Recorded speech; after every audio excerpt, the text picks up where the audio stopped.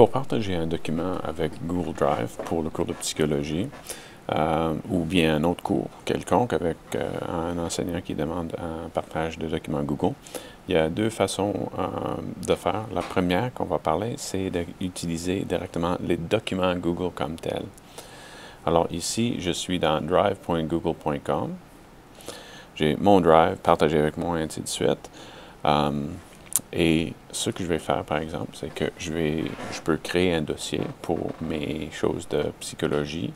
Et là-dedans, je peux créer mes documents en faisant nouveau Google Docs.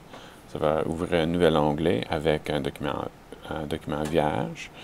Et là, je peux mettre, par exemple, le nom de mon devoir.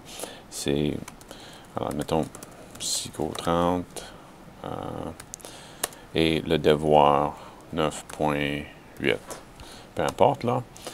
Là, c'est enregistré automatiquement. Là, mon devoir. Question numéro 1. Non. Question numéro 2. Oui. Bon, parfait, c'est fini.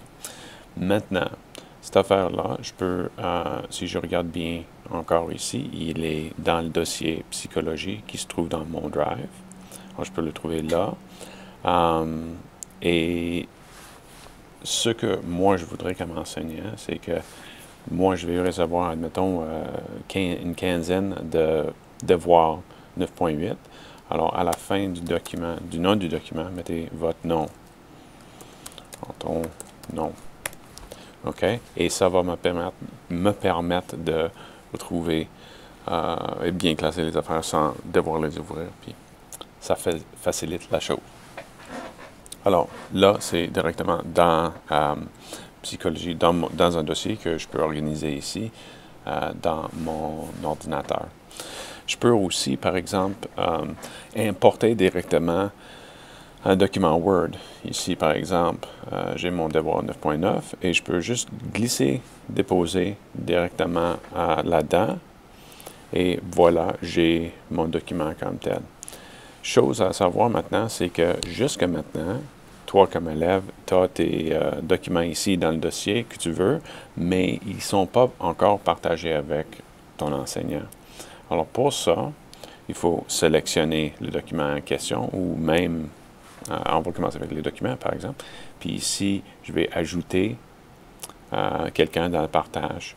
Puis voilà, il y a 3 adresses, c'est toute la même chose. Alors là, j'envoie. C'est tout. Et moi, je vais recevoir le message qui dit quelqu'un a partagé un document avec toi, puis ainsi de suite. Même chose ici pour les documents Word. Une fois qu'ils sont à l'intérieur du dossier, là, je peux aller le mettre là, comme ça, et envoyer. C'est tout. Maintenant, une fois qu'ils sont partagés, moi, je vais recevoir le courriel qui dit que c'est partagé, et aussi, je peux faire une recherche, moi, de mon côté, dans la section partagée avec moi, et je peux l'inclure, puis le classer comme je vois bien pour pouvoir le noter. Et n'oubliez pas, par exemple, de mettre ton nom dans le nom du document. Ça m'aide énormément. Sinon, je vais le faire moi-même de mon côté et ça pourrait affecter si vous avez partagé un document, enfin un dossier au complet. Un dossier peut être partagé aussi. Alors, je peux aller comme ça. Et là, maintenant, moi, j'ai accès à tout ce qui est là-dedans. Mais le petit hic là-dedans, c'est que je ne reçois pas d'avis une fois que tu as fini tel ou tel devoir. Donc, il faut que j'aille chercher, fouiller, puis le classer à la bonne place pour moi. Ma préférence serait vraiment qu'on voit document par document. OK, là, c'est prêt, j'ai fini, j'envoie. Et comme ça. Alors, en révision de tout ça, on peut faire un document Google directement dans Google Drive. Il y a des avantages à ça. Moi, c'est ma préférence de toute façon. Ou bien, je peux importer un document Word que j'ai ici, juste glisser, déposer dans Drive. Et puis, par la suite, il faut le partager avec ton enseignant.